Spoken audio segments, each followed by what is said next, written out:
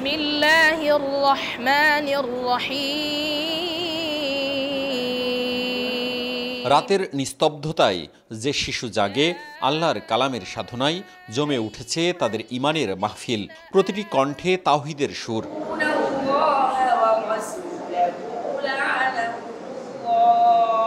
প্রতিটি আয়াত যেন হৃদয়ের বাগানে ঝরে পড়া শিশির, যাদের উচ্চারণে নেই ভুলের ছায়া। হিফজ, তাজবিদ, ওয়াকফ, উপস্থাপনায় আছে প্রতিভা ও দক্ষতা। তারাই যাবে পরের ধাপে।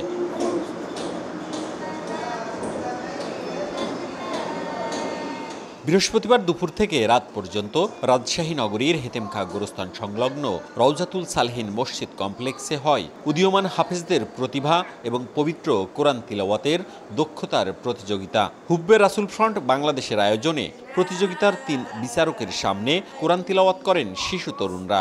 এটা প্রথম, কিন্তু এই হিসেবে অনেক সুন্দর ছিল।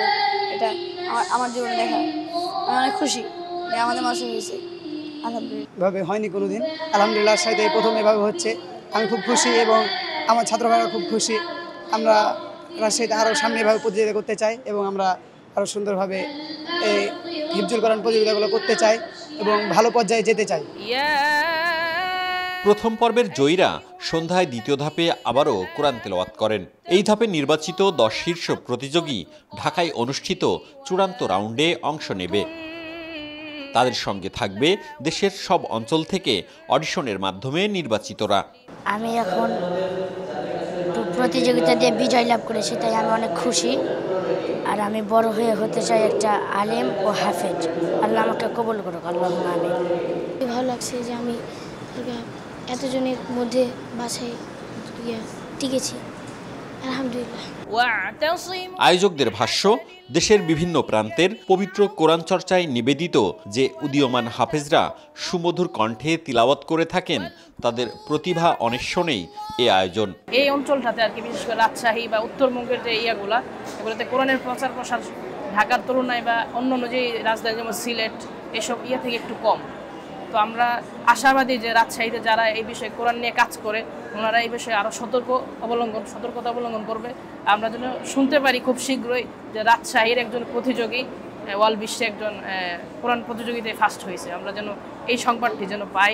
আমার কাছে যে বিষয়টা কমতি মনে হয়েছে, বাচ্চাদের উচ্চারণের যে বাচনভঙ্গিগুলো, এখানে একজন ইন্টারন্যাশনাল অর্থাৎ যিনি আন্তর্জাতিক কম্পিটিশনে অংশগ্রহণ করেছেন অথবা এই আন্তর্জাতিক কম্পিটিশনের ছাত্রদেরকে পাঠানোর যে প্রক্রিয়া যারা করেন, তাদেরকে এই রাজশাহীতে এনে প্রশিক্ষণ কোর্স চালু করা, তাহলে বাচ্চাদের পড়ালেখার মান আরও উন্নত হবে। আলহামদুলিল্লাহ, আমরা আমাদের লক্ষ্য উদ্দেশ্য হচ্ছে বাংলাদেশের আনাচে কোনাচে প্রত্যন্ত অঞ্চলগুলোতে যেসব জায়গাতে কোরআনুল কারীম সহি শুদ্ধভাবে পড়তে পারে না, আমরা চাচ্ছি যেন তারাও আমাদের মতো বিভিন্ন জায়গাতে যারা বিভিন্ন বড় বড় কারি সাহেবরা আছে, যেই সব জায়গাতে সুন্দর করে তিলাওয়াত করতে পারে, এদের মতো যেন ওই প্রত্যন্ত অঞ্চলগুলোর বাচ্চারাও তিলাওয়াত করতে পারে, এটা আমাদের লক্ষ্য উদ্দেশ্য। 400 প্রতিযোগীর কোরআন তিলাওয়াত প্রতিযোগিতায় বিচারক হিসেবে ছিলেন বিশ্বখ্যাত আলেমরা। মওদুদ রানা, সময় সংবাদ, রাজশাহী।